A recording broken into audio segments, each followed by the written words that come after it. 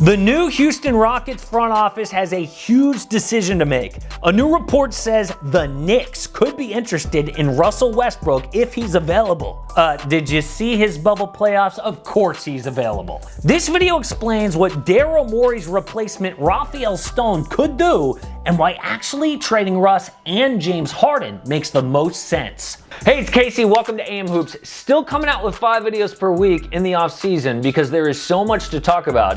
There is like a new trade rumor every other day, like Russ to the Knicks. Shams just reported that the Heat are going to go all in on Giannis in 2021 free agency, which we already knew. There are also a lot of offseason videos still to get to. I'm going to post the schedule of our offseason videos in the community tab of the AM Hoops channel, so check that out. A lot to get to that is worth a subscribe and notification bells. First, is this trade rumor legit? So, full disclosure, the actual report doesn't even cite a Knicks source.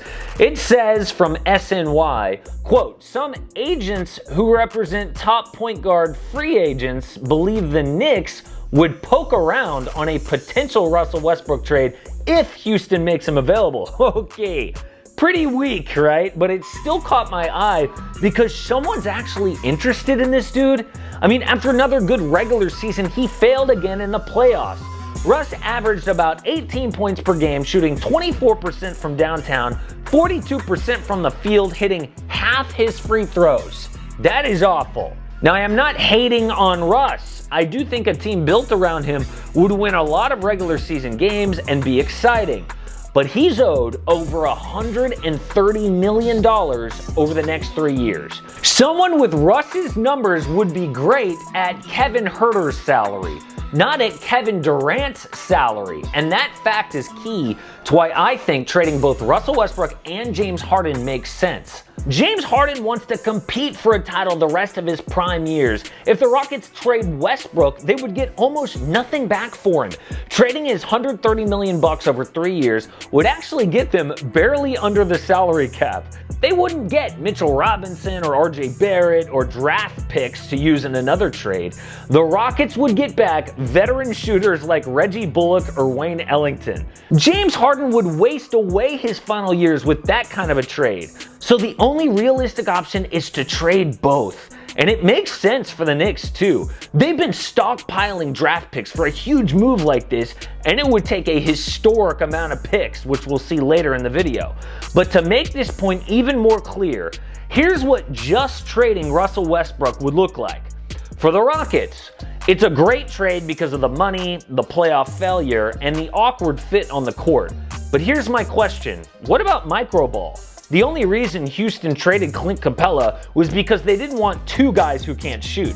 They surrounded Russ with shooters by starting PJ Tucker at center and trading for Robert Covington. This roster is weirdly built for Russ. If the Rockets traded only Westbrook to the Knicks, they would have to make other trades to fix their roster. They would need to bring in a big man to run pick and rolls with Harden or trade for another superstar. And what about for the Knicks trading only for Russell Westbrook? Well, the goal for any trade should be to win championships. Sometimes, though, stupid, poorly run teams do it to win press conferences. It makes them feel good to be on the front page of ESPN. I wouldn't put it past the Knicks to do this because the Brooklyn Nets are getting so much love across town they probably can't stand it.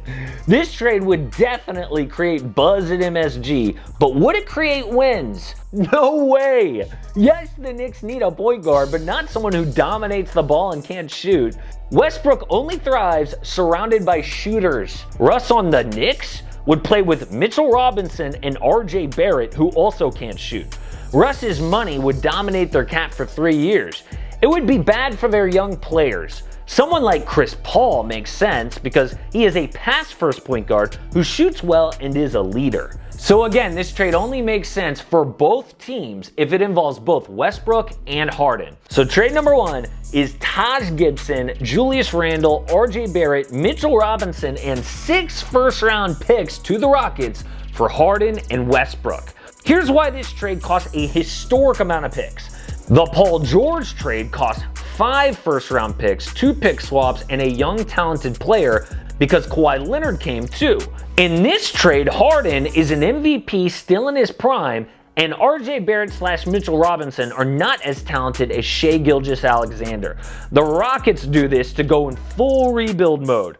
They begin with the number 8 overall pick in this year's draft, and they punt on the entire James Harden experience.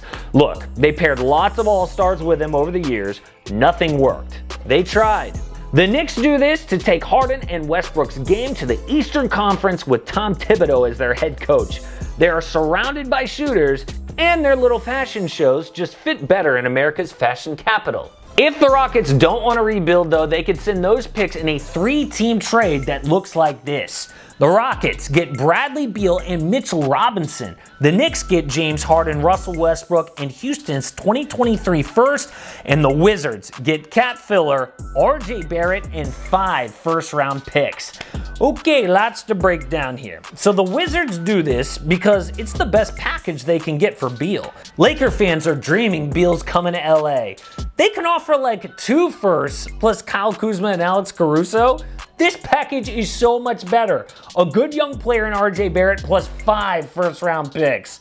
On Houston, Beal, like Harden, is their centerpiece to build around, but he's almost 5 years younger. This extends their timeline as a competitive team. The Rockets send their 2023 first in the deal to get Mitchell Robinson as their center of the future. The Knicks are willing to trade Robinson because he's not a fit with Westbrook now at MSG. The Rockets starting 5 in 2021 is Austin Rivers, unless they get a point guard in free agency, Beal, Eric Gordon, Robert Covington, and Mitchell Robinson with PJ Tucker off the bench. And finally, like I said, there are a million trade rumors out there.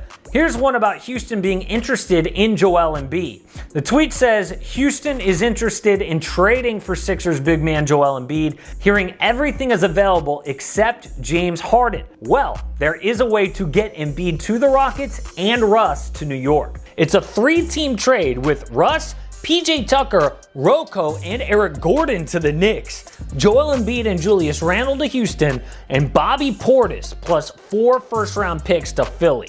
Houston pays for Embiid with the Knicks picks by sending every valuable role player they have to New York. The most valuable is the number 8 overall pick in this year's draft. The Sixers would probably end up flipping those picks for another star to pair with Ben Simmons. Embiid on the Rockets would be the best fit so far of all the stars they brought in. There's no crowded backcourt like the CP3 and Westbrook pairings with James Harden. Unlike the Dwight Howard signing, Embiid can stretch the floor, which opens up the paint for Harden to drive. So obviously these trades are insane from Rafael Stone, but he comes from the Daryl Morey tree. And I don't put it past him to surprise us because clearly the Harden-Westbrook experiment did not work. Support AM Hoops and click subscribe. Don't miss a daily NBA video.